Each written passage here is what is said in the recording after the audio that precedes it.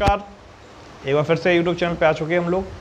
तो आइए सब लोग मिलके आज का प्रश्न पढ़ते हैं। मूल आवेश किसे कहते हैं? किसे कहते हैं? तो मूल आवेश को जानने से पहले मैं आपसे एक प्रश्न पूछना चाहता हूं, अगर आप उसका उत्तर देना चाहें। सबसे पहला काम तो ये करेंगे आप कि कमेंट सेक्शन में जाके आप लिखेंगे जय मां सरस्वती, और उसके बाद हम क्लास का करेंगे शुभारंभ। और एक प्रश्न पूछना चाहता हूँ मैं बच्चों से, आप में से आखिर कितने बच्चे इसका उत्तर जानते हैं और कितने नहीं जानते हैं। प्रश्न एक छोटा सा है जो मैं पढ़ा चुका हूँ, उससे संबंधित पूछूंगा कि आवेश का सबसे बड़ा मात्रक, आवेश का सबसे बड़ा मात्रक क्या होता है? क्या होता है? ये मैंने अपने वीडियो में करा चुके हैं, और मैं जब अपने वीडियो में करा चुका हूँ तो मैं उम्मीद करता हूँ आप लोगों को उसका उत्तर पता होगा। तो ऐसे कितने बच्चे हैं जिनको उत्तर पता है कि आवेश का सबसे बड़ा मात्रक क्या होता है? अगर आप जानते हैं तो कमेंट सेक्शन में आइए और फटाफट आकर के जो है इसका उत्तर दीजिए, ठीक है। और जो बच्चे इस चैनल पर भी नए आए हुए हैं वो इस चैनल को सब्सक्राइब करें और वीडियो को लाइक करें और अपने दोस्तों में शेयर करें, ठीक है बेटा। चलिए अब हम जानते हैं कि आवेश किसे कहते हैं। तो मूल आवेश किसे कहते हैं? तो आखिर ये मूल आवेश क्या है? ये आवेश तो है, लेकिन ये कैसा है? वह छोटे से छोटा आवेश होता है जो किसी भी आवेशित कण पर उपस्थित रहता है। तो आप इसकी डेफिनेशन क्या लिखेंगे? बिल्कुल सिंपल डेफिनेशन है, वह छोटे से छोटा आवेश जो किसी आवेशित कण पर उपस्थित रहता है, जो किसी आवेशित कण पर उपस्थित रहता है। और प्यारे बच्चों, ये जो उपस्थित रहता है इसे आप प्रदर्शित किससे करते हैं? इसे प्रदर्शित करते हैं किससे हैं आप? इसे प्रदर्शित करेंगे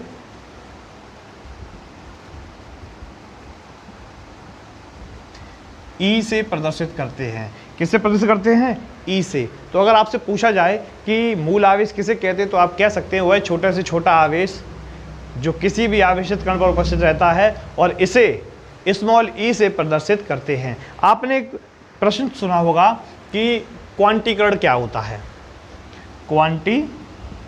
क्वांटीकरण, ये क्वांटीकरण क्या होता है?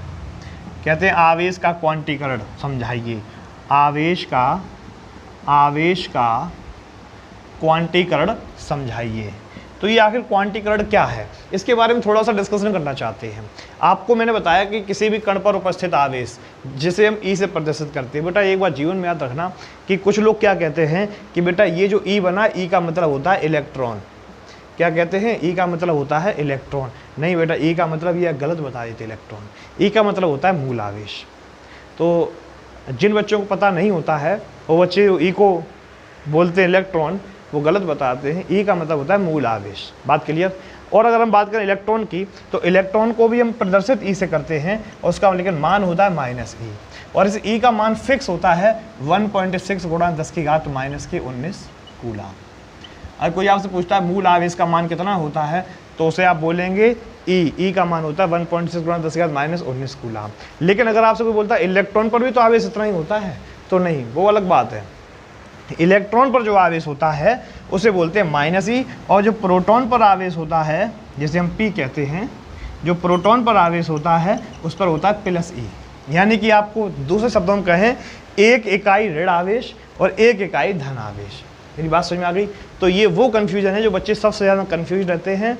तो आप लोगों को क्या करना, इस कन्फ्यूजन थोड़ा सा निजात पाना, जब भी कोई एग्जामिनर आपसे पूछे तो आप उसे बता देना। लेकिन हम लोग चलिए आगे चलते हैं, बात करते हैं आवेश का क्वांटीकरण क्या होता है। तो एक बात हमेशा याद रखना बच्चों अपने जीवन में कि जो आवेश का क्वांटीकरण है, वो आवेश का क्वांटीकरण क्या बताता है कि प्रत्येक आवेशित कण पर जो मूल आवेश होता है वो सदैव पूर्ण गुणज के रूप में होता है। कैसा होता है? पूर्ण गुणज के रूप में। पूर्ण गुणज का मतलब समझ लीजिए बच्चों, पूर्ण गुणज यानी कि सदैव जो आवेश होगा वो तो या ई होगा या फिर 2e होगा या 3e होगा या 4e होगा, कुछ इस प्रकार आवेश पूर्ण गुणज में चलेगा, ठीक है। लेकिन कभी भी अपूर्ण गुणज में नहीं होगा। कैसा नहीं होगा?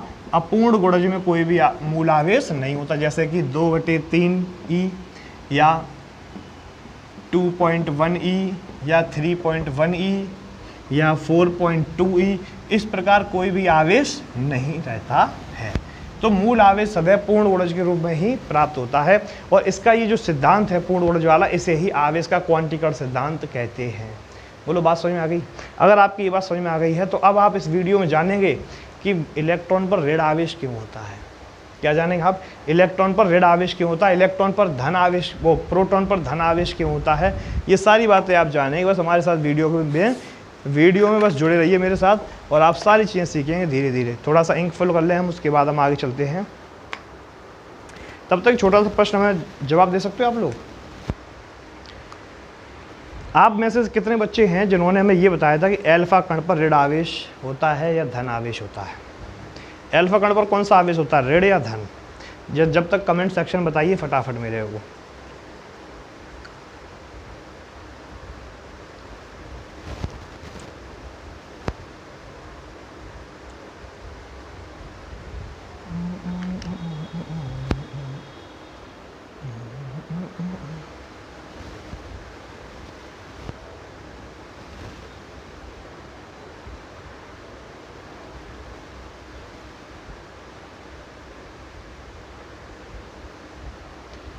चलिए, हमारी रिफिल हो गई फुल, और हम चलते हैं अगले क्वेश्चन की तरफ। क्या आप तैयार हैं? देखिए, अगर हम बात करते हैं इलेक्ट्रॉन पर ऋण आवेश क्यों होता है, तो देखिए एक बहुत अच्छी बात समझिए और बहुत साफ सी बात कि बेटा, जैसे आपसे कभी कभार ये कहा जाता है जो परमाणु होता है, क्या होता है परमाणु, ये किससे मिलकर बना होता है? तुम्हें पता, प्रत्येक पदार्थ जो होता है, प्रत्येक पदार्थ जो होता है परमाणु से मिलकर, परमाणु मिलकर बना होता है कणों से मिलकर। और कण होते हैं 3 प्रकार के। नंबर 1 होता है इलेक्ट्रॉन, नंबर 2 होता है प्रोटॉन, और नंबर 3 होता है न्यूट्रॉन। बोलो, बात क्लियर? यानी ये सारे जो कण होते हैं वो कैसे होते हैं? स्थायी कण होते हैं। इस पर होता है ऋण आवेश, इस पर होता है धन आवेश, और इस पर होता कोई भी आवेश नहीं होता है। बच्चों थोड़ा ध्यान से समझना और बहुत अच्छे से दिमाग पे प्रेशर डालना छोटा सा, और ये सीखना कि सर कभी भी मुझे ये नहीं पता लगा कि इलेक्ट्रॉन पर ऋण आवेश क्यों होता है। सोचो और दिमाग पे जोर डालो, क्या कभी आपने ये पढ़ा आज तक कि इलेक्ट्रॉन पर ऋण आवेश क्यों होता है? कभी आपने ये सीखा प्रोटॉन पर धन आवेश क्यों होता है? आज आप सीखेंगे आखिर ऐसा क्यों होता है। तो आपको मैं बता दूं कि ये अगर जो कण हैं इलेक्ट्रॉन, प्रोटॉन, न्यूट्रॉन, अगर इनको भी हम तोड़ते हैं तो ये टूटते हैं क्वार्क में। किस में टूटते हैं? क्वार्क में। तो बच्चों एक बार जीवन में याद रखना, जो क्वार्क होते हैं वो भी क्या होते हैं? छोटे छोटे कण होते हैं। कहते हैं ये क्वार्क होते हैं कुछ 6 प्रकार के। नंबर 1, नंबर 2, नंबर 3 और नंबर 4, नंबर 5 और नंबर 6। ये एक नई चीज़ है जो आपने पहली बार पढ़ी होगी, शायद हो सकता है इससे पहले पढ़ी हो। अगर आपको अच्छे से पढ़ाया गया होगा तो आपने पढ़ी भी होगी। तो देखिए क्वार्क क्या होता है, क्वार्क को समझिए। क्वार्क कुल मिलाकर 6 कण होते हैं जो कि अस्थायी कण पाए जाते हैं। कैसे कण होते हैं? ये अस्थायी कण होते हैं, याद रखना, अस्थायी कण होते हैं। इसमें सबसे ज़्यादा जो स्थायी कण होते हैं वो पहला और दूसरा, जिनके नाम क्रमशः हैं अप क्वार्क और एक है आपका डाउन क्वार्क। बाकी के ये जो हैं ये बिल्कुल अस्थायी हैं, ये थोड़े से स्थायी हैं। तो ये चीज़ आपके सामने एक नई आई है, ज़रा इस चीज़ को बहुत ध्यान से समझना और उसके बाद जानना कि अप क्वार्क जो होता है इसका मान होता है प्लस का 2e/3, और ये डाउन क्वार्क इसका नाम होता है -e/3। तो बच्चों ये बातें आपके सामने कुछ ज़्यादा कामयाब हैं, इसे थोड़ा सा नोट करके स्क्रीनशॉट मार लीजिए बच्चों। एक बार इसका स्क्रीनशॉट ले लीजिए फटाफट। क्लियर? अब यहाँ से आप सीखेंगे कि अप क्वार्क और डाउन क्वार्क का क्या सीन होता है। जब भी आपसे ये कहा जाता है कि इलेक्ट्रॉन कैसे बनता है, इलेक्ट्रॉन का मान कैसे निकलता है, तो आपको पता होना चाहिए कि जब आपके 3 डाउन क्वार्क मिलते हैं, 3 डाउन क्वार्क मिलते हैं, तो प्रत्येक डाउन क्वार्क का मान होता है -e/3, -e/3 और -e/3। अब इन तीनों को अगर हम जोड़ते हैं तो -3e/3 होता है, जिससे ये कट जाता है और हमारा उत्तर आता है -e। यहाँ ई क्या है, ई का मतलब होता है मूल आवेश, क्या होता है मूल आवेश, और ई का मान माइनस किया, माइनस ई का मान होता है 1.6 गुणा 10 की पावर माइनस के 19 कूलाम।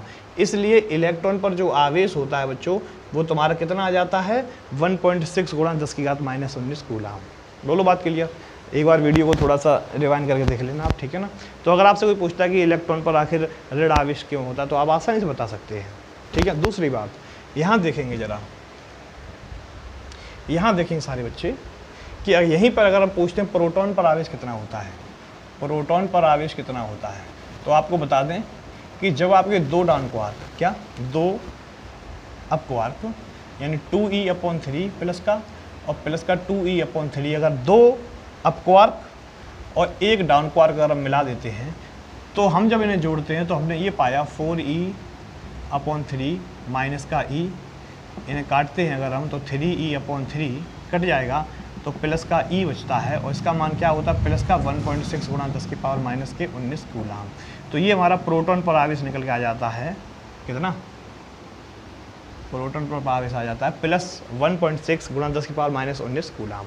तो ये कुछ तरीके होते हैं जिससे आप किसी भी इलेक्ट्रॉन, प्रोटॉन और न्यूट्रॉन का मान निकाल सकते हैं। चूँकि मैं ज़्यादा बिजी रहता हूँ, ऑफलाइन क्लासेस में बिजी रहता हूँ, सुबह शाम तक ऑफलाइन क्लास, बीच में दोपहर में टाइम निकालता हूँ आप लोगों के लिए वीडियो बनाने के लिए।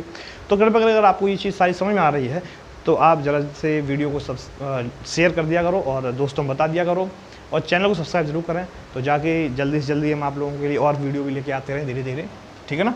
यहीं पे जस्ट कुछ बच्चे पूछते सर अल्फा कण पर आवेश कितना होता है, कुछ बच्चों को पूछते सर अल्फा कण पर आवेश कितना होता है, अल्फा कण पर आवेश। तो बच्चों मैं बताना चाहता हूँ अल्फा कण की अगर हम बात करें तो जब हम 3 अपक्वार्क उठा लेते हैं यानी प्लस 2e/3 प्लस 2e/3 और प्लस 2e/3, जब हम 3 अपक्वार्क उठाते हैं तो हमारा जो लासा बनता है जाकर के प्लस का 6e, इससे ही कटता है, 2 बार कटेगा तो प्लस का 2e आता है। इसका मतलब होता है प्लस 2 × 1.6 गुणा 10 की पावर माइनस के 19, और जब हम इसको क्या कर देते हैं गुणा कर देते हैं तो आंसर आता है 3.2 × 10 के 19। यहाँ क्या लिख देंगे हम अल्फा कण। बोलो बात क्लियर है क्या। तो इस प्रकार हम ज्ञात कर लेते हैं, किसका मान ज्ञात कर लेते हैं हम ज्ञात कर लेते हैं अल्फा कण पर आवेश।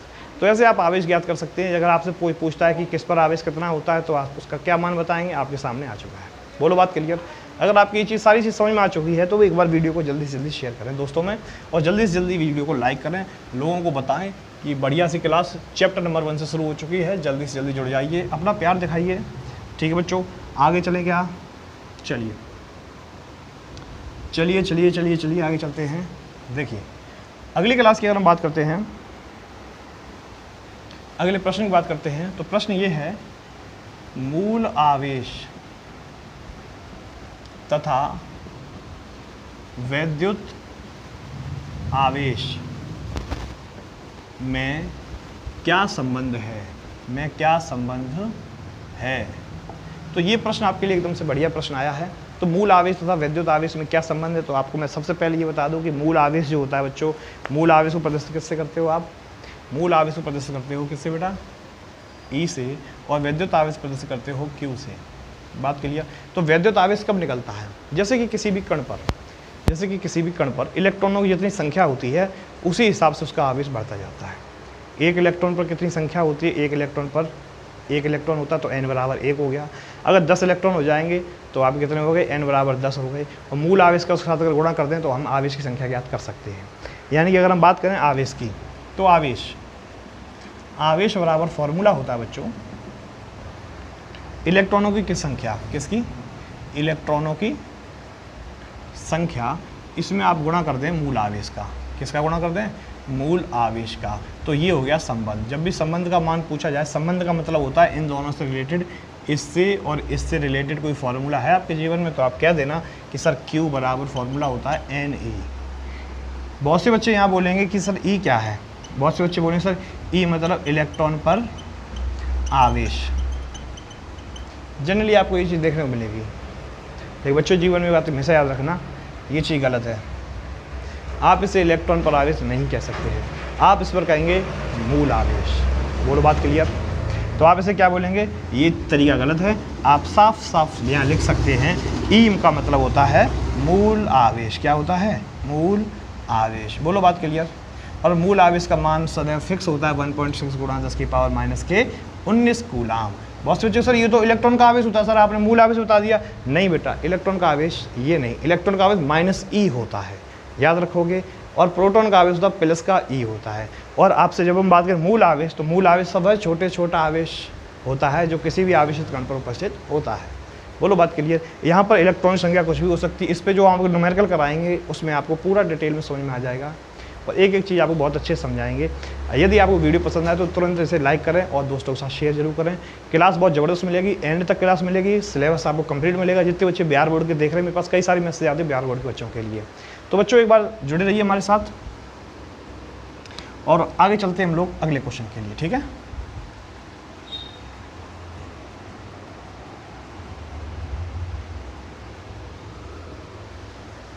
चलिए चलिए चलिए चलिए आगे चलते हैं। एक छोटा सा प्रश्न पूछते हैं, जैसे कि एक न्यूमेरिकल आता है कि किसी पदार्थ में 8 इलेक्ट्रॉन हैं तो उस पर आवेश की मात्रा क्या होगी। ऐसे करके कई सारे मैसेज क्वेश्चन आते हैं। एक छोटा सा प्रश्न हम दे रहे हैं,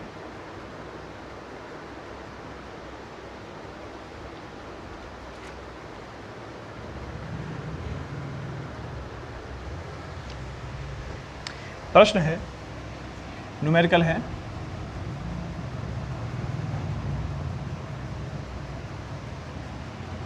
आठ कूलाम ऋण आवेश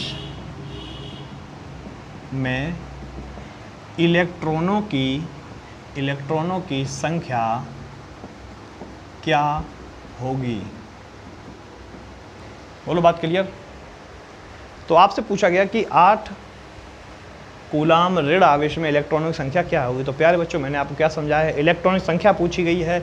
इसका मतलब कवि आपसे क्या कहना चाहता है, इलेक्ट्रॉनिक संख्या को आप क्या बोलते हैं, इलेक्ट्रॉनिक संख्या को बोलते हैं आप क्या, एन बोलते हैं। और बच्चों आपको फार्मूला क्या पता है, फार्मूला आपको पता है Q बराबर होता है NE। और Q आपको कितना दिया गया है, 8 दिया गया है। और N आपको पूछा गया है, E आपका क्या है, इस साइड मल्टीप्लिकेशन में इधर जाएगा तो किसमें हो जाएगा, इसका मान पता है आपको बच्चों कितना होता है, 1.6 गुणा 10 की पावर माइनस के 19। अगर आप इसे इधर भेज देंगे तो हो जाएगा 8 अपॉन में हो जाएगा 1.6 गुणा 10 की पावर हो जाएगा माइनस के 19 बराबर में क्या रहेगा, n। बच्चों यहाँ से समझेंगे, अगर आप एक अंक बाद पॉइंट हटाएं तो ऊपर एक जीरो लग जाएगा। और आप 16 से ही काटेंगे तो कितनी बार कटेगा, 5 बार। तो आप लिखेंगे यहाँ पर 5 गुणा 10 की पावर, अगर नीचे पावर ऊपर जाती है माइनस की प्लस हो जाएगी तो कितनी हो जाएगी, 10 की पावर माइनस के प्लस के 19 बराबर n। तो n बराबर तुम्हारा आंसर कितना आ गया। और प्लस लगाना हमारे लिए कोई ज़रूरी नहीं होता है। तो आप कह सकते हैं कि 8 कूलाम ऋण आवेश में हमारी इलेक्ट्रॉनों की संख्या कितनी होगी। बोलो बात क्लियर, समझ में आ गया। एक क्वेश्चन हम इसका करने के लिए देते हैं, आप में से जो बच्चे इसका आंसर दे सकते हैं वो हमें इसका आंसर देके जरूर बताएं, ठीक है। क्वेश्चन आपके सामने है,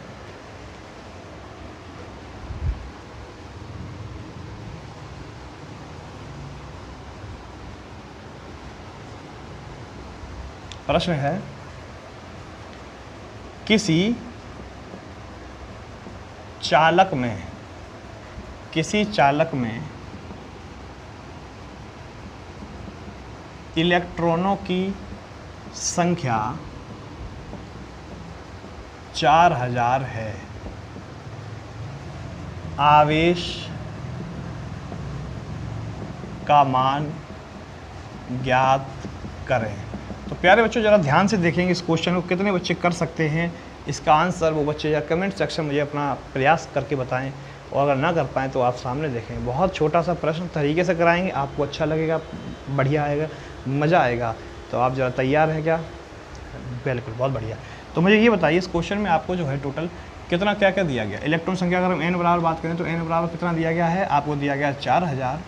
और अगर हम बात करें E का मान फिक्स होता है 1.6 गुणा 10 की पावर माइनस के 19। और आपसे पूछा क्या गया है, Q बराबर आपने लगा दिया क्वेश्चन मार्क। तो प्यारे बच्चों मुझे एक बात बताइए, Q बराबर फार्मूला आपने क्या पढ़ा है, NE। तो यहाँ से n का मान कितना लिखेंगे आप, 4000 गुणा 1.6 गुणा 10 की पावर माइनस के 19। तो बच्चों इसका गुणा करके बताओ आंसर कितना आएगा, जल्दी से जल्दी कमेंट सेक्शन में उसका आंसर बताइए। और आपका आंसर आ गया है। तो बोलो बात समझ में आई क्या। तो बच्चों एक बार ज़रा जोर से बोलो जय माँ सरस्वती और बताइए कि आज के वीडियो में मज़ा आया कि नहीं आया। क्लियर। अगर आपकी वीडियो आज की वीडियो मज़ा आए तो आपको अगला प्रश्न पढ़ने को मिलेगा, जो कल आपको वीडियो मिलेगी उसमें मिलेगा प्रश्न, वैद्युत बल से आप क्या समझते हैं। तो ये प्रश्न आपको मिलेगा कल पढ़ने के लिए। तो प्यारे बच्चों, आज की तरह काफ़ी है। बाई का शेष कल मिलेंगे। हंसते रहिए, मुस्कुराते रहिए, नाचते रहिए, गाते रहिए। धन्यवाद। समय समाप्त। बाई का शेष कल। जय हिंद। धन्यवाद।